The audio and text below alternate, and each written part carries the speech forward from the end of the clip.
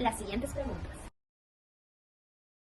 Con respecto a la pregunta número 1, en sentido general, todavía sin abarcar el caso en concreto, el proceso de acusación constitucional efectivamente es pasible de iniciarse contra altos funcionarios del Estado, valga decir, presidentes, congresistas, ministros, entre otros.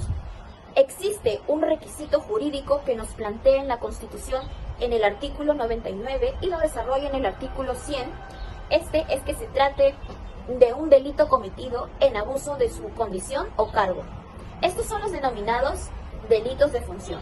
¿Y qué es un delito de función? Pues son aquellos delitos cometidos en el ejercicio de la función por parte de alto funcionario público cuando se haya valido de una función pública para desempeñar en un determinado momento la comisión de un hecho ilícito. No interesa frente a qué tipo de delito se encuentre, si es un delito común, si es un delito de corrupción, lavado o crimen, no interesa. Lo importante es que la comisión esté vinculada con la función pública y que ejerza el mandatario. Ahora, respecto al caso, en concreto, el matar a alguien no se asocia con el cargo de un congresista o un ministro. Finalmente, no está dentro de las atribuciones, entonces no podemos hacer referencia a un delito de función. Al no cumplirse este presupuesto ubicado en el artículo 99, no tendría cabida alguna hablar de un proceso de acusación constitucional o también denominado juicio político. Continuando con la pregunta número 2, ¿sí se puede extraditar? Existen dos tipos de extradición, la extradición activa y la extradición pasiva. La extradición activa es la que ejercería Perú porque es la que se está solicitando a la otra parte. ¿Sabes qué? Tráeme a mi territorio nacional un ciudadano peruano que ha cometido un delito acá en mi país. Ahora, la extradición activa procede contra los procesados, acusados, sentenciados. Entonces, sí sería viable aquel requerimiento. La extradición pasiva, en este caso, es la que ejercería Bolivia, porque tendría que ponerse a disposición de Perú a estos funcionarios. Asimismo, existen requisitos en relación al sujeto, al delito y en relación a la pena.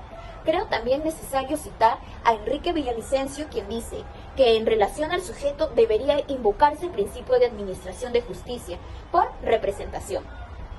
Esto es en el escenario que Bolivia no pueda extraditar a estos ciudadanos peruanos, en cuyo caso, si las leyes son las mismas, se aplicaría la ley boliviana en dicho territorio, a pesar que el delito fuese cometido en Perú.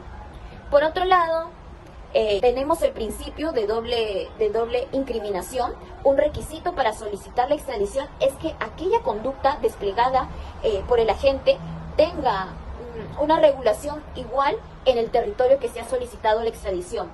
Otro presupuesto es que el tema que en función a la pena, que el delito no se encuentra prescrito, que la pena a imponerse es superior a 1 año, es superior de esa pena privativa de libertad que normalmente se aplica en todos los delitos.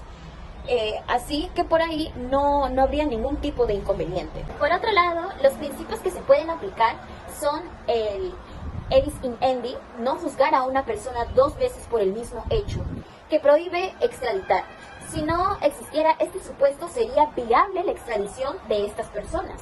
En cuanto al principio de especialidad que protege al extraditado, y se encuentra reconocido en el artículo 520, numeral 1 del Código Procesal Penal, en el sentido que el Estado requiriente no puede juzgar por infracción diferente a la que se haya motivado la extradición.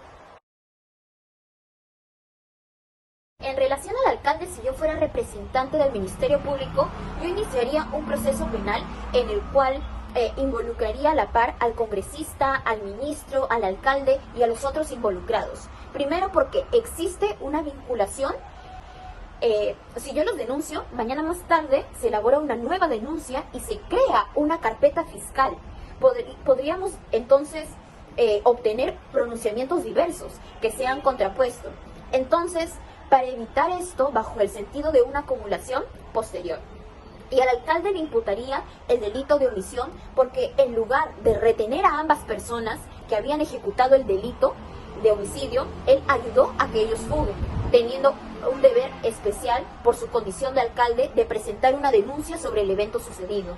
En cuanto a la propietaria de la camioneta, si se reúnen los elementos de descargo que ayuden a desvirtuar que ella no tuvo un tipo de colaboración, entonces no habría acusación hacia esta persona.